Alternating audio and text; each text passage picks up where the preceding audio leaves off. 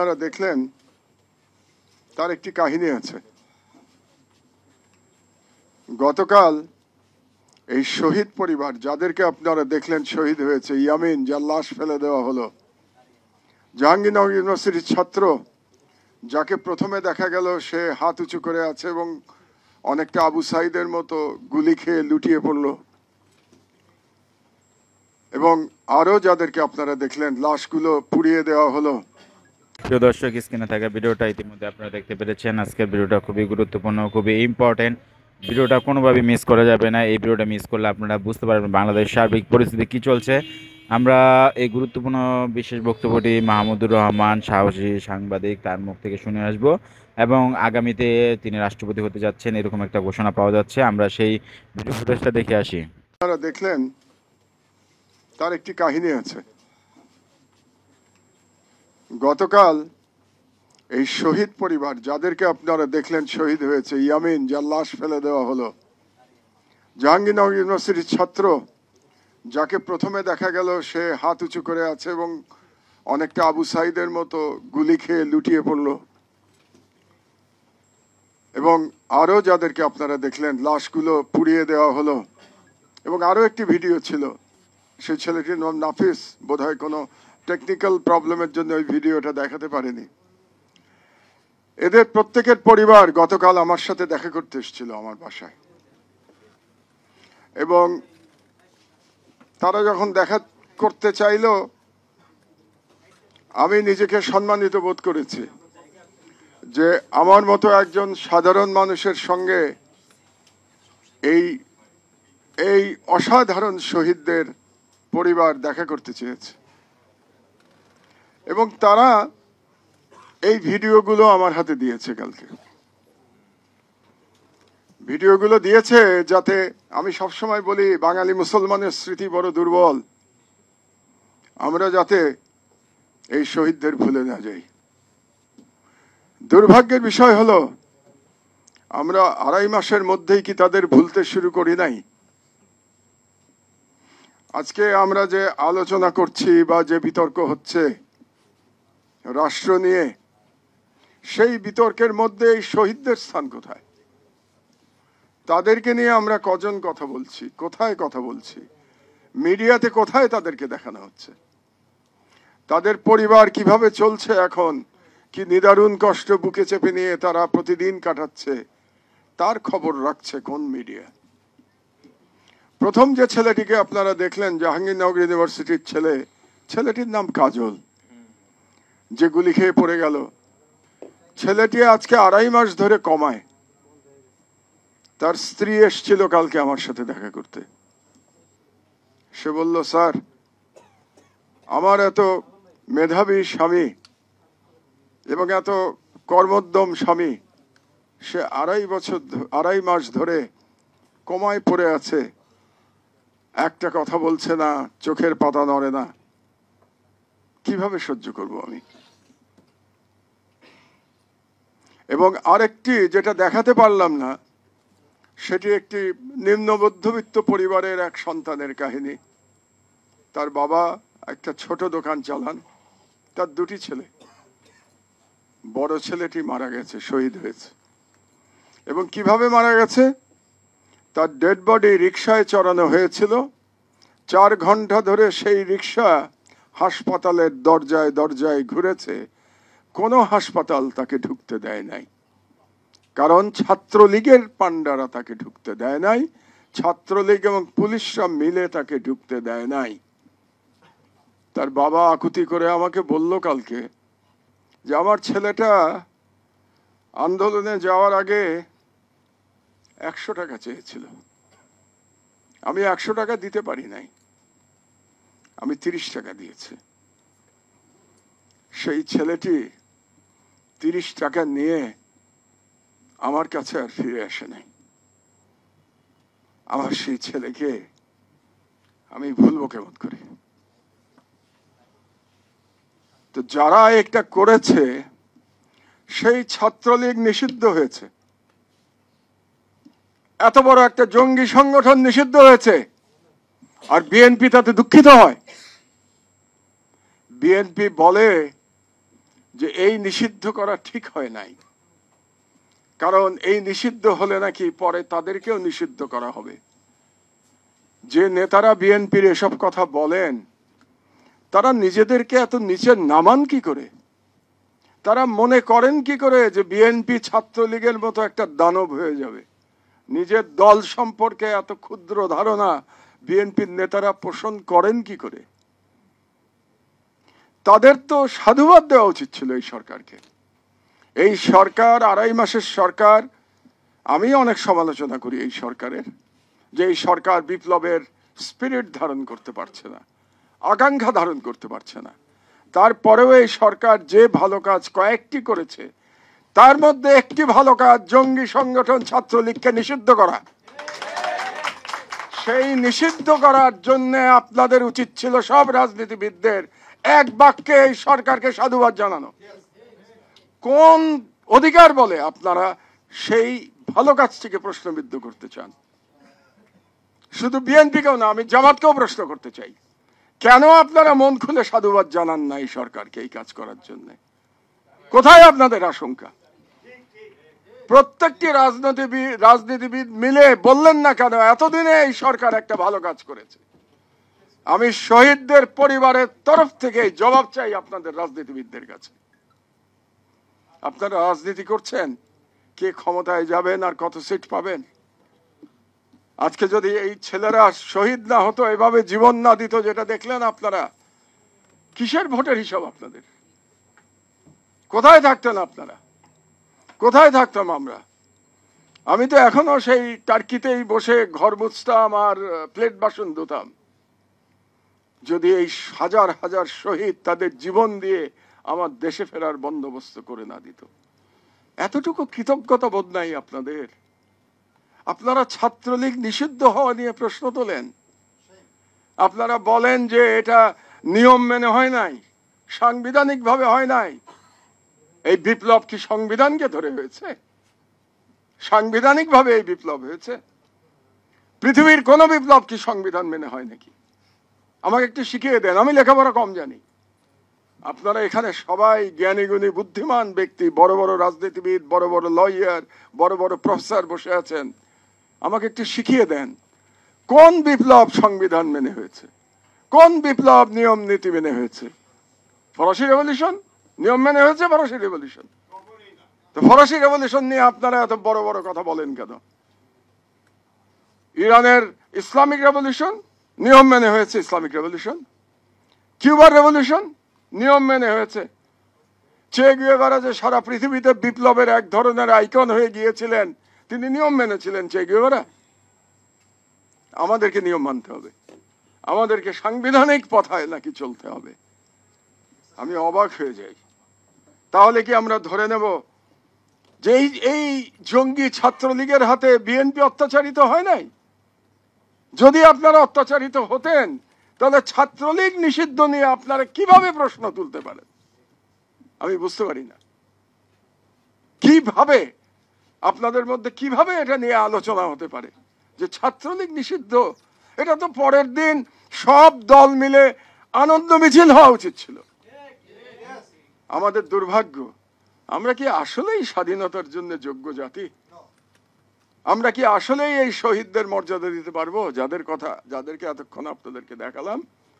এটা দেখিয়েছি আপনাদের বিবেক জাগ্রত করবার জন্য, কারণ আমাদের বিবেক বড় তাড়াতাড়ি মরে যায়, এত তাড়াতাড়ি বিবেক মরে যায়। আপনারা ভুলে যান এই পরিবারদের কি অবস্থায় তারা চলছে, আপনারা খবর রাখেন না। এই পরিবারদের 2টি নালিশ আমার কাছে করে গেছে, রাজনীতিবিদদের নামে নালিশ করে গেছে এবং সরকারের বিরুদ্ধে নালিশ করে গেছে। রাজনীতিবিদদের বিরুদ্ধে তাদের নালিশ হলো আপনারা সবাই তাদেরকে রাজনৈতিকভাবে ব্যবহার করতে চাচ্ছেন। তারা সকল দলের কথা বলেছে, আমি আলাদা করে বলছি না, সকল দলের কথা তারা বলেছে। আপনারা কোন কোন দল তাদেরকে কখনো সাহায্য দিচ্ছেন, এই সাহায্য দিয়ে কি সব? এই সাহায্য দিয়ে কি আপনি ঋণ শোধ করতে পারবেন তাদের? সুতরাং রাজনৈতিকভাবে ব্যবহার করবেন না শহীদদের। আর সরকারের বিরুদ্ধে তাদের অভিযোগ হলো যে সরকার তাদের কথা ভুলে গেছে। সরকার চালাতে গিয়ে, সরকারে গিয়ে তাদের পাশে আর তারা নাই। খুব দুর্ভাগ্যের কথা। জার্মানিতে একটু আগে প্রফেসর সাইদুল নাজি পার্টির কথা বলছিলেন, নাজি পার্টি ব্যান্ড হয় নাই? তাহলে বাংলাদেশে আওয়ামী লীগ ব্যান্ড নিয়ে এত আপনাদের কষ্ট কেন? বড় বড় রাজনৈতিক দলের কেন তাদেরকে পুনর্বাসন করতে চান আপনারা? কি কারণে? জার্মানিতে নাজি পার্টি নিষিদ্ধ, নাজি স্লোগান নিষিদ্ধ, নাজিদের পক্ষে কিছু বলা নিষিদ্ধ। আওয়ামী লীগ কি নাজিদের চেয়ে কম অত্যাচার করেছে নাকি গত 16 বছর বাংলাদেশে? ভুলে গেছেন সব? অবাক হয়ে যায়। সাংবিধানিক প্রক্রিয়ার কথা বলেন, কিসের সংবিধান? কোন সংবিধান? এই সংবিধানের জন্য এখনো ফ্যাসিবাদের আইকন শেখ মুজিবুর রহমানের ছবি সরকারি সব অফিসে শোভা পায় এই সংবিধানের কারণে। এই সংবিধানের কারণে আমরা বিভিন্ন প্রশ্ন, বিভিন্ন বিতর্ক আমরা দেখতে পাচ্ছি। কাজেই এই সংবিধান নিয়ে বিতর্ক করতেও আমি কি বলবো, আমার ইচ্ছা হয় না। এই সংবিধান নিয়ে কথা বলতে আমার ইচ্ছা হয় না। বিচার বিভাগের কথা বলবেন, একটা ব্যক্তিগত অভিজ্ঞতার কথা বলি। রুমিন ফারহানা ভালো লয়ার, সুপ্রিম কোর্টের। আমাকে যখন কুষ্টিয়ায় আক্রমণ করা হলো, আমি কুষ্টিয়ার থেকে রক্ত ঝরতে ঝরতে ঢাকায় এলাম। কি হাসপাতাল তো আমার বাড়ির কাছে, ইউনাইটেড হাসপাতালে গেলাম। সেখানে ওটিতে নিয়ে গেল, আমার মুখে মাথায় স্টিচ দিল। পরের দিন আমি গেলাম হাইকোর্টে। হাইকোর্টে মাথায় ব্যান্ডেজ নিয়ে, মুখের উপরে ব্যান্ডেজ, মাথার উপরে ব্যান্ডেজ, অ্যাম্বুলেন্স নিয়ে গেলাম আমি। কারণ তার পরের দিন আবার সুনামগঞ্জে হাজিরা ছিল। কি হলো জানেন? হাইকোর্টে গিয়ে, হাইকোর্টের দুজনের বেঞ্চ ছিল জাস্টিস আসাদুজ্জামানের নেতৃত্বে। সেই বেঞ্চের যে জুনিয়র যিনি জাজ ছিলেন, সেই জাজের নাম আবার কাকতালীয় ভাবে মুজিবুর রহমান। আরে নাজি, আওয়ামী লীগ তো দূরের কথা, মুজিবুর রহমান নামই ব্যান্ড করে দেওয়া উচিত বাংলাদেশ থেকে। আপনারা আওয়ামী লীগের কথা বলেন। সেই মুজিবুর রহমান আমাকে বলে আপনি আর হাইকোর্টে আসবেন না, আপনার চেহারা দেখতে আমাদের ভালো লাগে না। ওপেন কোর্টে এখনো আছে হাইকোর্টে সেই লোক। এবং আমি শুনতে পাই যে আমরা যাদেরকে ইসলামিক এবং জাতীয়তাবাদী আদর্শের অনুসারী আইনজীবী বলি, তাদের কেউ কেউ সেই লোকের জন্য তদবির করে বেড়াচ্ছে যাতে তাকে রাখা হয় হাইকোর্টে। সাক্ষী দেই আমি। আপনারা জানেন আমি তথ্য ছাড়া কোনো কথা বলি না। আমি শক্ত কথা বলি, কিন্তু আমি বানিয়ে কথা বলি না, আমি তথ্য ছাড়া কথা বলি না। 3 জন লয়ার ছিলেন আমার সঙ্গে যেদিন সেই মুজিবুর রহমান, আমার যদি নাম ভুল না হয়ে থাকে, সেই মুজিবুর রহমান বলেছিল যে আপনার চেহারা দেখতে ভাল লাগে না, আপনি আর হাইকোর্টে আসবেন না। ওপেন কোর্টে।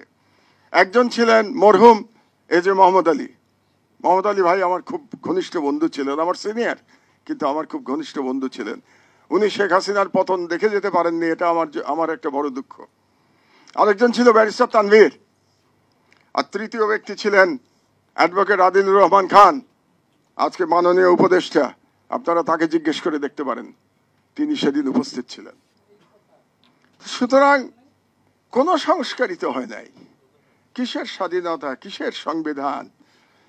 আপনারা সুপ্রিম কোর্টের সব বিচারপতিদের সরাতে পেরেছেন, ছাত্ররা সরাতে পেরেছে। All credit goes to the ছাত্র। সেই ছাত্ররা, স্টুডেন্টসরা সরাতে পেরেছে। হাইকোর্টে পেরেছেন? পারেন নাই তো। কেমন করে এই সব বিচারপতিরা এখন হাইকোর্টে আছে এবং তাদের জন্য তদবির হচ্ছে, কাকে রাখা যাবে, কাকে রাখা যাবে না। এই দলীয় বিচারপতিদের, খসরুজ্জামান ছাত্রলীগের পান্ডা, রায়ট করেছে সুপ্রিম কোর্টে, আছে না এখনো? রুমিন ফারহানা, খসরুজ্জামান এখনো হাইকোর্টের জাজ। তা ঘর ধরে বের করে দেওয়া যায় না জাজ থেকে? ঘর ধরে বের করে দেওয়া উচিত খসরুজ্জামানের মতো বিচারপতিদের। করতে পারি না। কিসের তাহলে কিসের স্বাধীনতা, কিসের নতুন বাংলাদেশ? কি হয়েছে বাংলাদেশের? আই এম সরি, আমি হয়তো একটু এক্সাইটেড হয়ে গেছি। আপনারা চ্যালেঞ্জটা বুঝতে পারছেন না। সবচেয়ে বড় ভুলটা হয়েছে 5 তারিখে, যেটা একটু আগে আমার ছোট ভাই মঞ্জু বলল। ভুলের জন্য সবাই দায়ী। ভুলের জন্য রাজনীতিবিদরা দায়ী, ভুলের জন্য সেনাপ্রধান দায়ী, ভুলের জন্য ছাত্র যারা আন্দোলন করেছে তারা দায়ী, এবং তাদের যারা মুরব্বী ছিল আসিফ নজরুল সাহেব তিনি দায়ী ভুলের জন্য। ভুলটা কি? আপনারা একটা বিপ্লব করেছেন, সেদিন আপনাদের মাথায় আসলো না যে এত বড় বিপ্লবের মধ্যে দিয়ে যে সরকার, সেটা বিপ্লবী সরকার হবে। কিসের অন্তর্বর্তীকালীন সরকার? আপনারা কি এটাকে ইন্টারিম গভর্নমেন্ট মানে কি, ওই যে কি যেন আগে একটা ছিল, কেয়ারটেকার গভর্নমেন্ট পেয়েছেন নাকি? এটা কি সংবিধানের মাধ্যমে সরকার এসছে যে কেয়ারটেকার গভর্নমেন্ট হবে? এটা বিপ্লবী সরকার। সেদিনই ঘোষণা করা উচিত ছিল, প্রফেসর ইউনূসের উচিত ছিল প্রেসিডেন্ট হয়ে যাওয়া। প্রেসিডেন্ট হয়ে তিনি কাউন্সিল অফ মিনিস্টার করে একটা সর্বদলীয় সরকার করে ফেলতেন, শেষ, ইউনিটি হয়ে যেত, ন্যাশনাল ইউনিটি হয়ে যেত। আর ইউনিটির বেসিস তো দুইটা, একটা অ্যান্টি ফ্যাসিস্ট ইউনিটি আর একটা অ্যান্টি ইন্ডিয়ান হেজেমনি ইউনিটি। এই দুই ইউনিটির বেসিসে তো জাতীয় ঐক্য হয়ে যাওয়া সম্ভব হয় না। কেন? ওই ইন্ডিয়াকে এখনো আপনারা খুশি করতে চান, এই জন্য হয় না, নাহলে হয় না কেন? এই ইউনিটি হতে বাধা কোথায় আমাকে বোঝান। রাজনীতি আপনারা যা ইচ্ছা করেন না, এই বেসিক ইউনিটি হতে বাধা কোথায়? কিন্তু এই ইউনিটি হচ্ছে না। আপনারা থ্রেটটা বুঝতে পারছেন না। একটু আগে ইনকিলাব মঞ্চের ওসমান বলছিল যে ফাঁসি হয়ে যাবে, হবেই তো ফাঁসি। লিকড ভিডিও, শেখ হাসিনার লিকড ভিডিওতে কি বলছে? বিএনপি জামাতের বাড়িঘরে আগুন লাগাতে বলছে না, আক্রমণ করতে বলছে না, পতিত ফ্যাসিস্ট শেখ হাসিনা তার প্রভুর বাড়িতে বসে বসে। এগুলো বলার পরেও আপনাদের আওয়ামী লীগ আর ছাত্রলীগের প্রতি আপনাদের এত মমতা। আমি তো এই রাজনীতির অর্থই বুঝি না, আমি রাজনীতিবিদ না, তো আমাকে তো আপনারা সবাই র্যাডিক্যাল মনে করেন, রাজনীতির জন্য উপযুক্ত না। এই জন্য রাজনীতি বুঝি না, আসলেই উপযুক্ত না। এই জন্য আমি কোনো রাজনৈতিক দলের নই। আমার বক্তব্য আমি বলে যাই, আপনাদের পছন্দ হলে হবে, না হলে না হবে, আমার দায়িত্ব বলে যাওয়া, আমি বলে যাই। আপনি দেখেন মাইনরিটি কার্ড কিভাবে খেলা হচ্ছে। সাহস হয় কি করে ইসকনের মতো একটা সাম্প্রদায়িক এবং রয়ের একটা সংগঠন চট্টগ্রামে এত বড় সভা করে? সাহস কি করে হয় ইসকনের? এবং ইসকনের এর মধ্যে আপনি দেখবেন সব ছাত্রলীগ যুবলীগের গুন্ডারা বসে আছে। আমি হিন্দু ভাইদের বলবো, এই ফাঁদে পাড়া দেবেন না।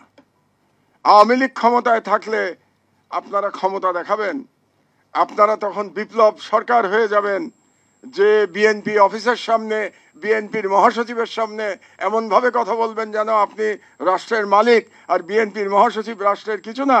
এইভাবে গিয়ে আপনি বিএনপির অফিস দখল করবেন বিপ্লব সরকাররা। আপনি প্রদীপ একজন ওসি, আপনি একজন মেজরকে খুন করে বিচার বহির্ভূত হত্যা করে তার গায়ে লাথি মেরে দেখবেন যে সে মরে গেছে কিনা। সরকারে থাকলে আপনাদের এই চেহারা হবে বিপ্লব সরকারদের আর প্রদীপদের, আর সরকারের বাইরে থাকলে আপনারা মাইনরিটি কার্ড খেলবেন। এটা হতে পারে না, এটা হতে পারে না। আপনাদের উপরে কোনো আক্রমণ হয় নাই, হিন্দুদের উপরে আক্রমণ হয়েছে আওয়ামী লীগের উপরে, হিন্দুদের উপরে কোনো আক্রমণ হয় নাই। আপনি আওয়ামী লীগ করেছেন, আপনার উপরে আক্রমণ হয়েছে। যে কোনো বিপ্লবের পরেই আক্রমণ হবে। আপনাকে হিন্দু হিসাবে আক্রমণ করা হয় না। কয়জন হিন্দুর বাড়িতে আক্রমণ হয়েছে আপনি হিসাব করে দেখেন। এমনকি হিন্দু যারা আওয়ামী লীগ করেছে তাদের মধ্যে কজনের বাসায় আক্রমণ হয়েছে? তার থেকে অনেক বেশি মুসলমান আওয়ামী লীগারদের বাসায় আক্রমণ হয়েছে। আপনার হিসাব করে দেখেন।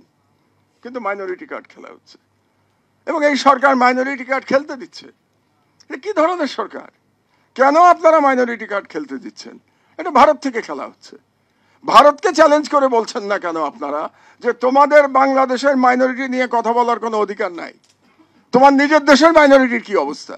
মুসলমানদের মব লিঞ্চিং করা হচ্ছে, মুসলমানদের সব মসজিদ গুড়িয়ে দেওয়া হচ্ছে, এমনকি খ্রিস্টানদের পর্যন্ত পুড়িয়ে মারা হচ্ছে। নাগাল্যান্ডে, মিজোরামে খ্রিস্টান মহিলাদের উলঙ্গ করে মিছিল করানো হয়েছে, আর তারা বলে মাইনরিটির কথা। আমরা বলতে পারি না তাদেরকে তোমাদের ঘর আগে সামলাও, তোমরা নিজেদের মাইনরিটি ঠিক করো, তারপরে আমাদেরকে জ্ঞান দিতে এসো যে আমাদের মাইনরিটি কিভাবে আমরা মাইনরিটির সাথে ব্যবহার করব। প্রফেসর ইউনূস সাহেবকে একটা কথা বলতে চাই, সরকারে গেছেন, দুটো রাস্তা আছে, either you rule or you quit, মাঝামাঝি আর কোনো রাস্তা নাই। আপনি ক্ষমতায় গেছেন, আপনাকে রুল করতে হবে, আর নয়তো আপনাকে চলে যেতে হবে, কুইট করতে হবে। রুল করা মানে কি? আপনারা রাজনৈতিক দলের সাথে আলোচনা করবেন, তাদেরকে আপনারা একমত করবার চেষ্টা করবেন, তাদের সাথে দর কষাকষি করবেন, কিন্তু সিদ্ধান্ত আপনার। আপনি রাজনৈতিক দলকে আপনাকে ব্ল্যাকমেইল করতে দেবেন না, কোনো রাজনৈতিক দলকে দেবেন না আপনাকে ব্ল্যাকমেইল করতে। It is your government. আপনার গভর্নমেন্ট এই শহীদদের রক্তের মাধ্যমে হয়েছে। আপনি কারো করুণায় আসেন নাই, কোনো রাজনৈতিক দলের করুণায় আসেন নাই, কোনো রাজনৈতিক দল আপনাকে ক্ষমতায় বসায় নাই। বাংলাদেশের ছাত্র জনতা আপনাকে ক্ষমতায় বসিয়েছে। এর থেকে বড় ক্ষমতা আর কি আছে? কিসের ম্যান্ডেট আর কিসের সংবিধান?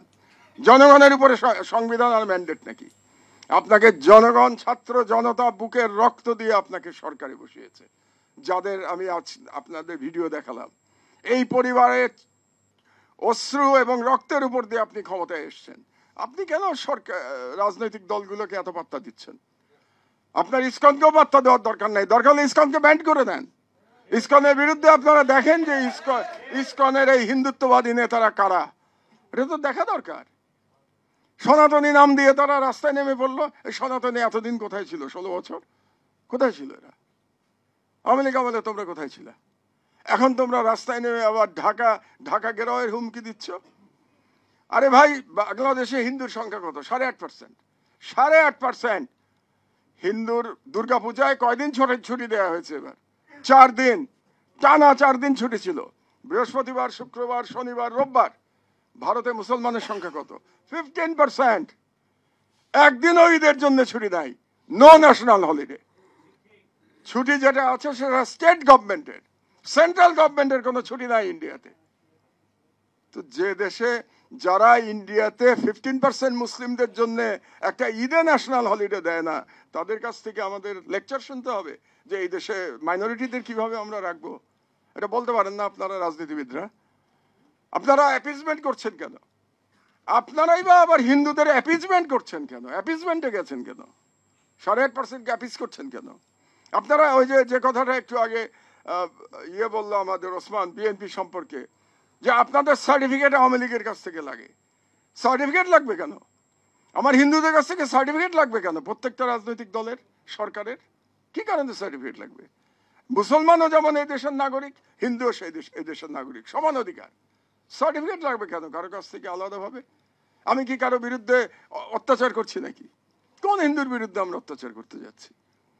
তো সুতরাং আমার ইউনূস সাহেব সম্পর্কে একটাই কথা, একটা বিশাল সুযোগ এসছে। আপনি একজন Nobel laureate, internationally famed person, কিন্তু রাষ্ট্র আপনাকে সর্বোচ্চ সম্মান দিয়েছে, জনগণ আপনাকে সর্বোচ্চ সম্মান দিয়েছে, ছাত্র জনতা। এই সম্মানের সদ্ব্যবহার করুন। আবারও আমি রিপিট করি, either you rule or you quit. আপনি যদি মনে করেন আপনি পারবেন না, রাজনৈতিক দলকে আপনি শায়েস্তা করতে পারবেন না, তাদের সব ডিকটেশন শুনতে হবে আপনাকে, ইলেকশন দিয়ে চলে যান। শেষ। ইলেকশন দিয়ে চলে যান, নির্বাচন দিয়ে দেন, নির্বাচন দিয়ে চলে যান। যার মাথা ব্যথা, যার রাজনৈতিক দল বুঝবে রাষ্ট্র কেমনে চালাবে। আর যদি আপনারা চান ঠিকমতো রাষ্ট্র চালাতে, সংস্কার করতে, সাহসের সাথে রাষ্ট্র চালান। জনগণ, ছাত্র জনতা, আপনাদের নিয়ত ঠিক থাকলে ছাত্র জনতা আপনাদের সঙ্গে আছে, কিন্তু আপনাদের নিয়ত ঠিক থাকতে হবে। আমি দুটো প্রপোজাল, আপনারা বললেন না একটা সলিউশন কি এখন এই অবস্থায়। আমার একজন বর্ষিয়ান নাগরিক হিসেবে, বাংলাদেশের একজন বর্ষিয়ান নাগরিক এবং এই ফ্যাসিবাদ বিরোধী সংগ্রামের একজন অতি নগণ্য সৈনিক হিসেবে আমার দুটো সলিউশন আছে আপনার জন্য, ইউনূস সাহেব এবং পুরো জাতির জন্য। আপনাদের বিবেচনা, যেরকম আমি 2013 সালে বলেছিলাম শাহবাগে ফ্যাসিবাদের পদধ্বনি, যখন সারা দেশ আপনারা মাতোয়ারা হয়ে গেছিলেন শাহবাগ নিয়ে, একমাত্র আমার দেশ দাঁড়িয়ে বলেছিল শাহবাগে ফ্যাসিবাদের পদধ্বনি, আর কারো বলার সাহস হয় নাই সেদিন। সেরকম আজকেও আমি পরিষ্কারভাবে বলে দিই, দুটো প্রস্তাব। এক, প্রেসিডেন্ট হিসাবে চুপ্পুকে অপসারণ করুন, প্রেসিডেন্ট ইউনূস প্রেসিডেন্ট হিসাবে দায়িত্ব নিন এবং জাতীয় সরকার গঠন করুন। প্রস্তাব দিন রাজনৈতিক দলগুলোকে, স্ট্রেট প্রস্তাব দিন। জাতীয় সরকারে কে কে দেবেন আসেন, আমরা জাতীয় সরকার গঠন করি, শর্ত একটাই, প্রেসিডেন্ট ইউনূস প্রেসিডেন্ট থাকবেন। এটা যদি করতে পারেন তাহলে আপনারা যে ভয় পাচ্ছেন তৃতীয় শক্তি ক্ষমতা নিয়ে নেবে, যখন তৃতীয় শক্তি বুঝবে যে সারা জাতি ইউনাইটেড আন্ডার ইউনূস, সব রাজনৈতিক দল এক্সেপ্ট দ্য ফ্যাসিস্ট এবং তাদের যারা দোসর তাদেরকে ছাড়া সব রাজনৈতিক দল যখন ঐক্যবদ্ধ থাকবে, কোনো থার্ড ফোর্সের ক্ষমতা নেওয়ার সাহস হবে না, আমি বলে দিলাম আপনাদেরকে। নাম্বার 2, ইন্টারন্যাশনালি একটা মেসেজ যাবে, বাংলাদেশের মানুষ ঐক্যবদ্ধ, কাজেই কোনো ষড়যন্ত্র দিল্লি থেকে করে কাজ হবে না। এটা হলো আমার প্রস্তাব নাম্বার 1। প্রস্তাব নাম্বার 2, যদি রাজনৈতিক দলগুলো জাতীয় সরকারে রাজি না হয়, তাহলে আমি প্রফেসর ইউনূসকে রিকোয়েস্ট করব, আপনি বিপ্লবী সরকার গঠন করুন। এখনই বিপ্লবী সরকার গঠন করে আপনি প্রেসিডেন্ট হয়ে যান। Forget about political parties. তারা আসবে না তো আসবে না, জনগণ তাদের বিচার করবে। এবং আপনি একটা পরিষ্কার ইলেকশনের রূপরেখা ঘোষণা করে দিন আপনার মতো করে। এতদিন পরে ইলেকশন হবে, ইলেকশন কমিশন আপনি কিভাবে সংস্কার করবেন এটা বলে দেন। আপনি কিভাবে আপনার প্রশাসন সংস্কার করবেন, বিচার বিভাগ সংস্কার করবেন, এটা করে দেন তাড়াতাড়ি। এবং একটা ইলেকশনের আপনি একটা টাইমলাইন ঘোষণা করে দেন। ঘোষণা করে দিয়ে আপনি আইদার পলিটিক্যাল পার্টিকে বলেন জাতীয় সরকারে সামিল হতে, অথবা বিপ্লবী সরকার গঠন করুন এবং সংবিধান সাসপেন্ড করে দেন। সাসপেন্ডেড দিস সংবিধান। নেক্সট পার্লামেন্ট এসে ঠিক করবে সংবিধান কি হবে। আপনার সংবিধান লেখারও দরকার নেই, অ্যাপ্রোভেট করারও দরকার নেই। আমি এত বড় এক্সপার্ট না, আমার কমন সেন্সের থেকে বলছি, সাসপেন্ড দ্য সংবিধান। জাতীয় সরকার অথবা বিপ্লবী সরকার, দরকার হলে রেফারেন্ডাম দিয়ে দেন যে এটাতে জনগণ রাজি আছে কিনা। এটাতে জনগণের কাছ থেকে মতামত নিয়ে নেন, জনগণ সব থেকে বড় বিষয়। আর যদি আপনারা 106-এর মাধ্যমে আবার সুপ্রিম কোর্টে যেতে চান, তাহলে for the last time go to supreme court, take the verdict and take the final decision. আমার বক্তব্য দীর্ঘায়িত করব না। আপনাদেরকে অসংখ্য ধন্যবাদ। আল্লাহ হাফেজ। বাংলাদেশ জিন্দাবাদ। প্রিয় দর্শক, স্ক্রিনে থাকা ভিডিওটা ইতিমধ্যে আপনারা দেখতে পেরেছেন। ভিডিওটা খুবই গুরুত্বপূর্ণ, ইম্পর্টেন্ট ছিল। ভিডিওটা ভালো লাগলে অবশ্যই শেয়ার করে দিবেন। মূল্যবান মতামতগুলো কমেন্ট বক্সে কমেন্ট করে জানিয়ে দিবেন। এবং রাষ্ট্রপতি হিসাবে মাহমুদুর রহমান সাহেবকে আপনাদের কাছে যোগ্য বা অযোগ্য মনে হলো সেটা কমেন্টস করে জানাবেন। আমি আপনাদের কমেন্টসের উপর ভিত্তি করে আরেকটা ভিডিও বানাবো। ভালো থাকবেন, সুস্থ থাকবেন এই বলে এখান থেকে বিদায় নিয়ে নিচ্ছি। আল্লাহ হাফেজ।